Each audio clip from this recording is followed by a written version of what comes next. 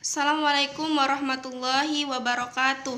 Saya dari kelompok 4 ingin mempresentasikan sedikit hasil diskusi kami yang berjudul tentang CISD atau bisa disebut dengan Critical Incident Stress Debriefing, yang mana kita ketahui bahwasannya peristiwa traumatik itu muncul saat individu itu mengalami kecemasan atau kematian yang aktual, seperti biasanya keadaannya terancam yang menimbulkan fisik dan psikisnya itu tertekan. Nah, biasanya ini membuat dia itu menjadi takut, rasa horor dan tidak berdaya. Khususnya pada anak ya. Khususnya pada anak, rasa takut yang kuat atau rasa takut yang berlebihan itu menunjukkan itu sebuah indikasi dari kecemasan dan trauma. Nah, biasanya itu terjadi atau faktor penyebabnya itu yaitu anak yang mengalami broken home gitu kan. Kemudian pola asuh yang salah, kemudian pasca penculikan, kekerasan gitu, dan lain-lain yang menyebabkan seseorang itu mengalami trauma yang tinggi. Nah, kemudian CISD ini muncul gitu kan. Critical Incident Stress Debriefing ini muncul untuk mengatasi permasalahan-permasalahan tersebut. Atau bisa dikatakan CISD ini sebagai teknik atau metode penyembuhan gitu. Jadi, CISD sendiri itu merupakan pendekatan kelompok yang berorientasi 7 tahap untuk membantu klien itu menghadapi perspektif traumatik gitu kan. Jadi CISD ini atau Critical Incident Stress Debriefing ini dia lahir sejak lama, udah diterapkan itu udah lama, semenjak tahun 1983. Nah, jadi sebagai CISD itu sendiri sebagai komponen manajemen stres trauma gitu. Nah, kemudian CISD ini proses langkah demi langkah yang mempromosikan itu ketahanan dan pemulihan bagi individunya. Jadi setelah terpapar tingkat stres dan trauma tinggi gitu kan, individu itu ingin merasa dirinya itu normal kembali, hidupnya nyaman gitu, tenang. Jadi butuh adanya bantuan yang profesional dari orang lain, yaitu muncul di dalam CISD itu. Jadi dalam tahap CISD ini dianjurkan agar pembekalan itu terjadi 24 sampai 74 jam gitu. Pertama, untuk apa? Untuk memberikan dukungan terbesar dari penyintas trauma itu sendiri gitu. Jadi dapat disimpulkan dari pemaparan yang saya jelaskan bahwasanya CISD ini adalah satu pertolongan darurat gitu kan, yang digunakan untuk korban trauma, khususnya apa? Khususnya bencana alam. Jadi melalui CISD ini petugas itu dianjurkan untuk mengendalikan perasaan mereka dan menyangkal luka. Jadi para korban gitu kan, petugasnya itu bisa mengendalikannya agar korban itu sedikit rileks gitu dalam tekanan di dalam diri dan kehidupannya. Jadi CISD ini menetapkan kebijakan ya, yang mana kebijakannya itu untuk upaya menghindari masalah-masalah yang ada. Nah, kemudian nanti langkah-langkahnya akan dijelaskan oleh pemateri selanjutnya.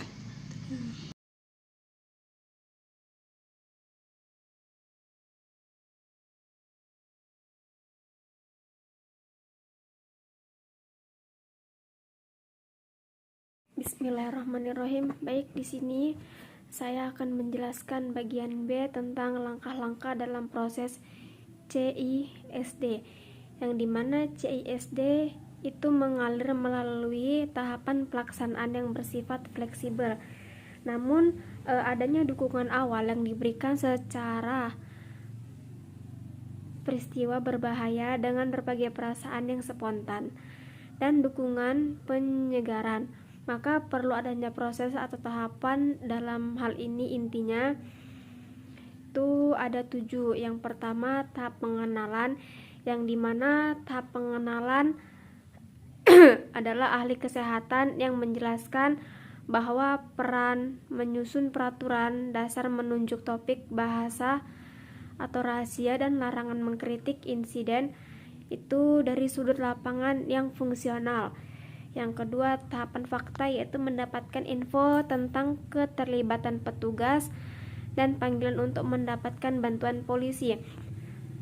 Yang ketiga, tahapan perasaan, yaitu membongkar berbagai reaksi emosional yang berhubungan dengan peristiwa berbahaya.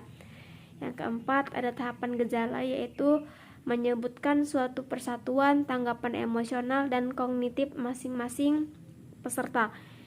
Yang kelima, tahap pengajaran, yaitu menyelidiki semua sindrom. Yang keenam, tahap masuk kembali, yaitu persiapan seorang petugas dan partisipan lain untuk kembali bertugas. Yang ketujuh, tahap tidak lanjut. Menurut Dr.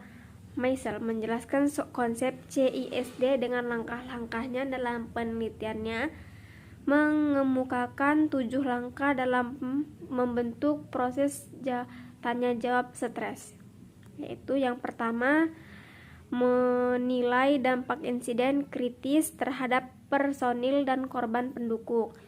Yang kedua, identifikasi masalah segera yang mengalami masalah melibatkan keselamatan dan keamanan. Yang ketiga, menjinakkan untuk memungkinkan ventilasi pikiran, emosi, dan pengalaman yang terkait dengan cara dan memberikan validasi reaksi dan mungkin. Yang keempat, prediksi kejadian dan reaksi mendatang setelah insiden. Yang kelima, melakukan tinjauan sistematis terhadap insiden kritik dan dampak emosional. Yang keenam, bawa penutup ke insiden dan jangkar atau arahan individu ke sumber daya komunitas untuk memulai proses pembangunan kembali. Yang ketujuh, membantu daya tanggung jawab dalam proses masuk ke komunitas atau ke tempat kerja. Baik, selebihnya saya kembalikan kepada moderator.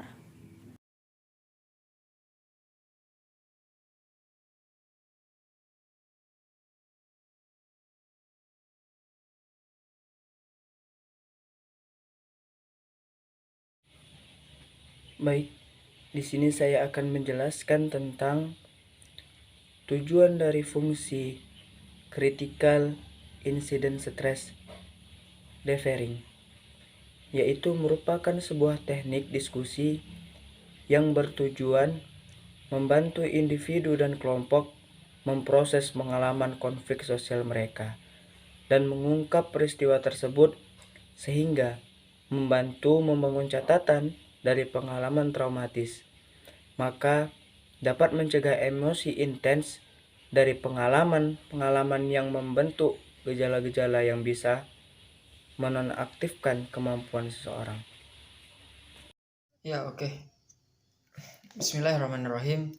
Jadi di sini saya atas nama Muhammad Aulia Rahman Nasution, semester 7 bimbingan penyuluhan Islam, ingin menyambung materi yang telah disampaikan kawan-kawan sebelumnya mengenai bahagian C, yaitu tentang fungsi dan tujuan dari CISD, ataupun bisa juga kita singkat Critical Incident Stress Debriefing. Jadi sudah sama-sama kita ketahui bahwasanya CISD ini, ataupun bisa juga kita katakan the Critical Incident Stress Debriefing, dalam artian langkah-langkah untuk seorang individu ataupun banyak orang suatu pemulihan ataupun suatu kesembuhan dari suatu kejadian, ataupun bisa juga kita katakan stres ataupun trauma begitu. Jadi di sini saya akan menjelaskan sedikit tujuan dan fungsi dari CISD begitu, CISD ataupun Critical Incident Stress Debriefing begitu. Tujuannya apa begitu, ataupun fungsinya apa begitu. Jadi fungsi itu lebih kepada pencegahannya gitu. Fungsinya apa gitu. Fungsinya gitu. Jadi fungsinya dari CISD ini adalah bahwasanya bagaimana cara kita individu untuk mencegah dari suatu yang mendekati kepada trauma ataupun stres tadi begitu. Perlu saya tekankan ataupun perlu saya ingatkan kembali bahwasanya stres itu banyak terbagi-bagi begitu. Mungkin terbagi 3 gitu. Stres ringan, stres sedang ataupun stres yang lebih kepada tinggi gitu. Stres yang besar begitu. Maksudnya stres yang bersangatan begitu, karena mungkin masalahnya ataupun sebab dari suatu kesetresan itu masalahnya sangat-sangat besar begitu, ataupun trauma begitu.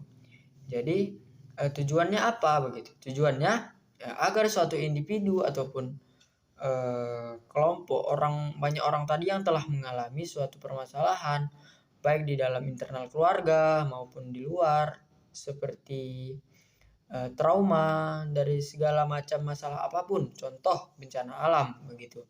Jadi tujuannya apa? Agar seseorang tadi bisa pulih begitu dalam kondisi normal kepada aman, seperti ya manusia yang tidak stres begitu, tidak mengalami kesetresan lagi begitu. Jadi dari hal-hal yang membuat dia tertekan dari suatu stres ataupun trauma tadi, itu bisa dihilangkan. Sudah dihilangkannya, jadi tidak ada di dalam benak pikirannya tersebut begitu. Karena dengan adanya suatu stres tadi, hidupnya tertekan. Perlu saya jelaskan, hidupnya tertekan. Kenapa? Yang dikatakan sehat itu di dalam ilmu kesehatan mental bahwasanya fisikis itu harus sehat dan ruhaniah itu harus sehat. Maka itulah yang dikatakan sehat. Bukan hanya sekadar fisik tadi yang sehat ataupun ruhaniah tadi begitu. Fisik itu lebih kepada badan, diri begitu kan, diri kita sehat, maka ruhaniah itu tadi ya hati atau ruhnya pun sehat begitu. Jadi jikalau kedua poin tadi sudah secara umum ataupun secara sinkron sudah sehat, maka itulah yang dikatakan sehat di dalam ilmu kesehatan mental. Jadi mungkin fungsi dari CISD itu adalah suatu pencegahan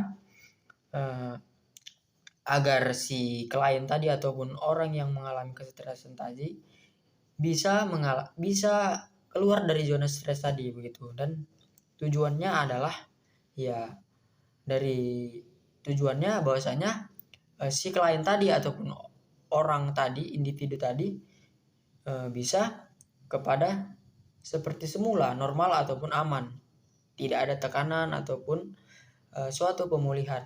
Dan bisa juga kita katakan si individu tadi kembali kepada sehat dan seperti biasa, tidak ada tekanan yang ada di dalam dirinya. Tekanan tersebut menuju kepada suatu kemudaratan, itu semua dihilangkan seperti manusia normal biasa lagi begitu. Jadi menurut saya seperti itu begitu. Jadi mungkin hanya inilah yang dapat saya paparkan ataupun saya jelaskan mengenai fungsi dan tujuan dari CISD ataupun Critical Incident Stress Debriefing tadi. Jadi jikalau ada kesalahan ataupun ada kehilapan, mungkin itu datangnya dari saya. Mungkin jikalau ada suatu ilmu-ilmu baru, mungkin itu datangnya dari Allah Subhanahu wa Ta'ala. Jadi jikalau saya ada kesalahan, maka mohon maaf atas segala kesalahan saya. Billahi taufiq wal hidayah wa ridwan wal inayah. Wassalamualaikum warahmatullahi wabarakatuh.